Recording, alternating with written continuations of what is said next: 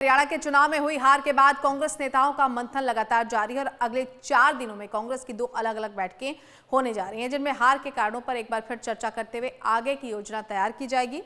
तीसरी बैठक आज दोपहर 12 बजे नई दिल्ली में कांग्रेस नेता करण दलाल की अध्यक्षता में होगी, जिसमें ईवीएम को चुनौती देने वाले प्रत्याशियों के साथ चर्चा की जाएगी। दूसरी बैठक 9 दिसंबर को होगी, जिसमें छत्तीसगढ़ के पूर्व सीएम भूपेश बघेल के नेतृत्व वाली फैक्ट फाइंडिंग कमेटी हरियाणा के कांग्रेस नेताओं के साथ चर्चा करेगी। संवाददाता नितिन धीमान हमारे साथ जुड़ गए हैं। नितिन, मंथन है प्रत्याशियों के साथ, एक तरीके से विचार विमर्श, चर्चा की क्या वजहें रही कि कांग्रेस इतने बुरे तरीके से हारी है। जो उम्मीदें परवान चढ़ी थी एग्जिट पोल से, वो सब चकनाचूर हो गई। कब से शुरू होगी ये बैठक, कौन कौन शामिल हो सकता है? देखिए, 8 तारीख को यानी कि कल पूरे 2 महीने हो जाएंगे कांग्रेस को सत्ता से पास आते आते रहते हुए, और दूसरी बार भी लगातार पार्टी हार गई थी। हार के कारणों के लिए पहले एक बैठक की गई राहुल गांधी की अध्यक्षता में, उसके बाद एक और कमेटी प्रदेश कांग्रेस ने बनाई, जिसमें पिछली बैठक पे ये कहा गया कि सिर्फ इस बात पे चर्चा करनी है कि ईवीएम का दुरुपयोग हुआ है और सरकारी मशीनरी का दुरुपयोग हुआ है, बाकी कोई भी फीडबैक नहीं लिया गया था। आज उसी कमेटी की दूसरी बैठक है, टेक्निकली कहें तो तीसरी बैठक है। उसमें अब हो सकता है कि ईवीएम और बाकी चीजों को छोड़ के जनरल भी पूछा जाए हार के कारणों के बारे में, क्योंकि कई नेता थे जो कि कह रहे थे, जिस तरीके से गोगी हो गया या अन्य हो गए, वो कह रहे थे कि हार के कारण हुड्डा है या अन्य है।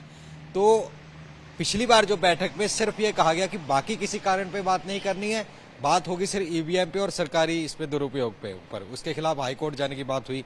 अब इस पूरे मसले पर आज असली कारण क्या थे वो भी जाने जाएंगे। साथ ही पिछली बार करीब आधे विधायक के जो कैंडिडेट थे कांग्रेस के जो हारे हो, वो नहीं पहुंचे थे।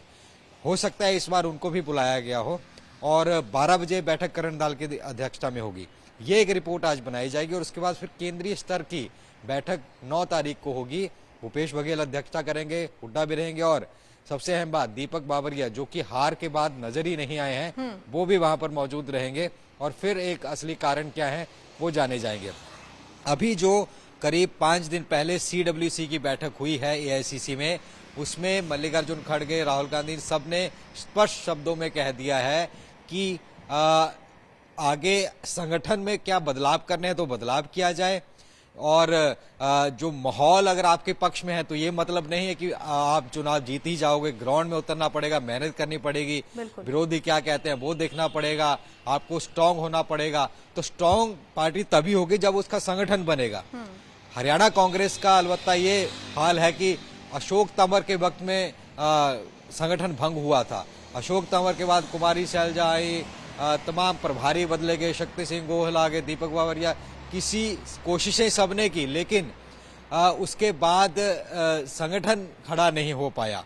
तो ऐसे में अब बिना संगठन, जहां बीजेपी का बूथ के ऊपर या पन्ना लेवल पर एक हेड वहां पर बैठे हुए थे, सबको 10-10 घर दिए गए थे कि आप इन 10 घरों में जाना है, इतने लेवल तक जाकर के वहां पर प्रचार हो रहा था। तो वहीं कांग्रेस का जिला अध्यक्ष ही नहीं था, जिले का प्रभारी नहीं था। तो ये कहीं ना कहीं जरूर ड्रॉबैक जरूर रहा है संगठन को लेकर के। हालांकि संगठन बनाने की कोशिशें हुई, लेकिन जब भी होती थी तो अभी दीपक बावरिया ने लगभग लिस्ट फाइनल कर दी थी, उसके खिलाफ फिर सुरजेवाला, कुमारी शैलजा, किरण चौधरी चले गए थे आला कमान के पास की लिस्ट में सिर्फ हुड्डा के समर्थकों का नाम है। तो ये आपसी जो विवाद था ये कहीं ना कहीं भारी पड़ा, और हो सकता है कि अब बड़े डिसीजन इन बैठकों के बाद लिए जाएं। आज की बैठक में समीक्षा होगी, और 9 तारीख को जो बड़ी बैठक है उसके बाद आला कमान के पास रिपोर्ट जाएगी, और फिर हो सकता है हरियाणा कांग्रेस में बड़े बदलाव देखे जाए। जी।